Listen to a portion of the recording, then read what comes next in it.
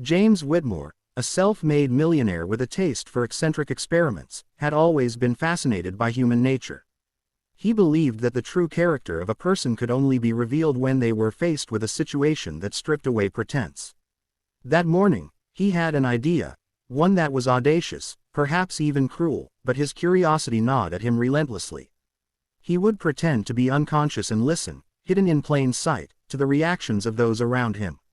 He arranged for his house to be cleaned by a new cleaning lady, a young woman named Maria who had recently moved to the city in search of better opportunities. Maria was recommended by a friend of a friend, and she came with nothing but a simple apron, a quiet demeanor, and the kind of hope that shone through her eyes. James had watched her arrive and had been impressed with her punctuality and careful attention to detail. Little did she know that he was about to put her character to the test in the most unusual way. James lay down on the sofa in his grand living room, positioned to look as though he had fainted. He made sure the lighting was just right, casting a soft glow across his face so that anyone entering would immediately notice him. Then, he took a deep breath and closed his eyes, pretending to lose consciousness. Every second stretched like an eternity as he waited for the door to open. The moment came when Maria entered, carrying a small bucket of cleaning supplies and a duster. She had been humming softly, her voice almost blending with the gentle hum of the house. When she saw James lying on the sofa, she froze, her eyes widening with alarm. She dropped the duster, took a few tentative steps closer, and then gasped. "Oh my God, sir, are you okay?" she exclaimed, her voice filled with genuine concern. She knelt beside him, placing a hand on his arm, then another on his forehead, checking for a pulse. James suppressed a smile, marveling at how naturally her concern poured out, unfiltered and immediate. Maria's first instinct was not to call anyone, not to flee, but to assess the situation. "I need to call an ambulance," she muttered, reaching for her phone. But then, a thought struck her, and she hesitated.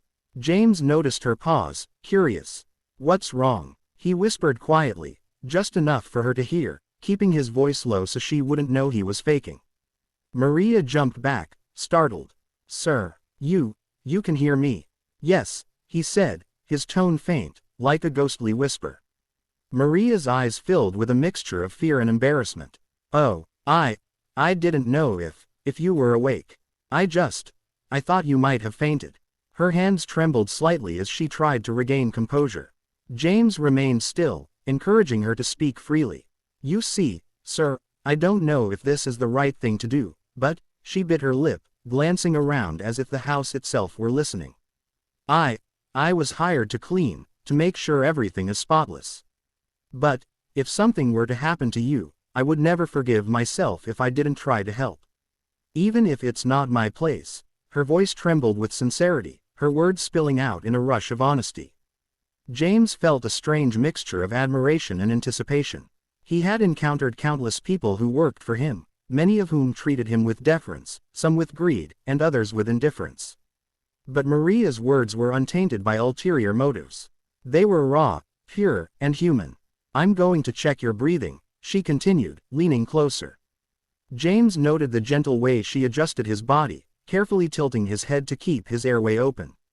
She murmured reassurances, more to herself than to him, as though speaking them aloud would somehow summon safety and healing into the room. Then, Maria's hands paused, and her eyes flicked toward the phone again. She hesitated, weighing her options.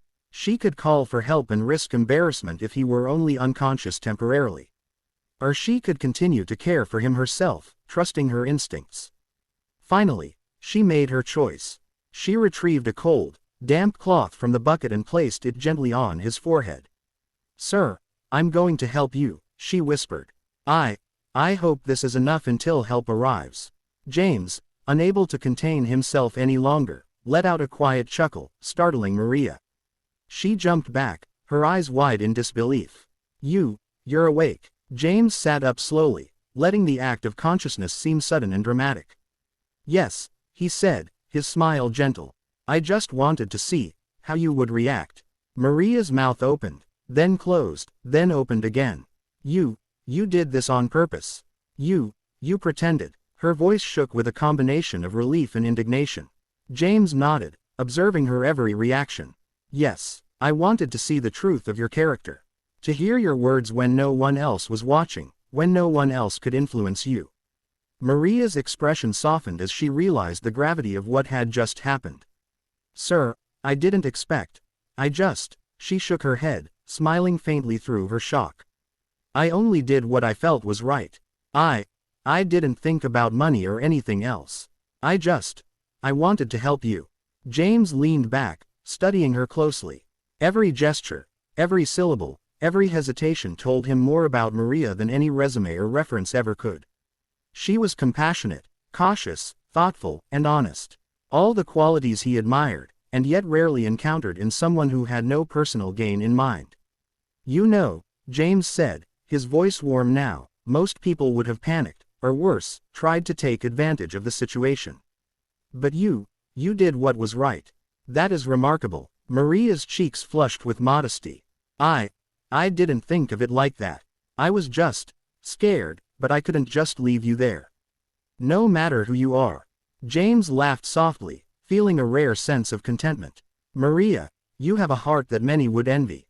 And courage, more than most I've met in my life. Tell me, why do you work so hard, with such dedication, even when no one else is watching?" Maria glanced down, her hands folding nervously in front of her. I come from a small town. My parents, they worked themselves to the bone, but life never seemed fair. I promised myself I would work hard, not just for me, but for the people I care about. And, I guess I wanted to prove that honesty, kindness, it still matters." James felt a lump in his throat. He had spent decades in the world of wealth, surrounded by sycophants and opportunists, yet here was a young woman, unknown to the world, who embodied the very essence of integrity. "Maria," he said, leaning forward, "how would you like a new opportunity? One where your dedication and honesty are not just appreciated but rewarded?" Her eyes widened, disbelief mingling with hope. "Sir, I don't know what to say." "Say you'll work with me," James replied, smiling. "Not just as a cleaning lady, but as someone I trust. Someone whose character I can rely on. I rarely meet people like you." Maria's hands trembled, and a small tear escaped her eye. I would be honored, sir. I promise I won't let you down." James extended his hand. "I know you won't. In fact, I think this is the start of something extraordinary, for both of us." From that moment on, James realized that wealth could buy many things: comfort, influence, power, but it could not buy truth, courage, or integrity. Maria, in her quiet, steadfast way, had shown him what truly mattered. In the days that followed, James made arrangements to support Maria's education, training, and growth within his organization. He watched with pride as she navigated her new responsibilities with the same honesty and diligence she had shown that day. Every decision she made, every interaction she had with others, reflected the same pure-hearted authenticity that had first captured his attention. As months turned into years, James and Maria developed a bond that transcended employer and employee. He trusted her implicitly, consulted her on matters that mattered most to him, and often marveled at the perspective she brought to every challenge. Maria's influence changed the way he viewed people, the way he managed his business, and even the way he lived his life. James sometimes reflected on that fateful morning, the day he pretended to be unconscious. What had started as a curious experiment had revealed something far more profound than he had imagined. Maria's actions, driven purely by empathy and integrity, reminded him that the world still had goodness at its core, even amidst wealth, deceit, and ambition. He realized that real wealth was not measured in dollars or assets, but in the people whose hearts and character enriched the world around them. Maria had opened his eyes to that truth in a way that no book, lecture, or mentor ever could. And so, James Whitmore continued his life, not as a millionaire seeking thrills or experiments, but as a man transformed by the genuine kindness of one remarkable woman. Every act of generosity, every decision he made, carried the imprint of Maria's honesty, and every moment he spent with her reminded him that some of life's greatest treasures are found in the hearts of those who act rightly, even when no one is watching. Maria, for her part, never let the fame, money, or new status change her character. She remained humble, diligent, and compassionate, a a living testament to the power of integrity and the impact one person can have on another's life. Together, they showed that wealth without character is hollow, but character with opportunity can change everything. And as James often mused in quiet moments, the truth he had heard that day, the simple words of concern and honesty from Maria, would forever be worth more than all the fortune he had ever accumulated.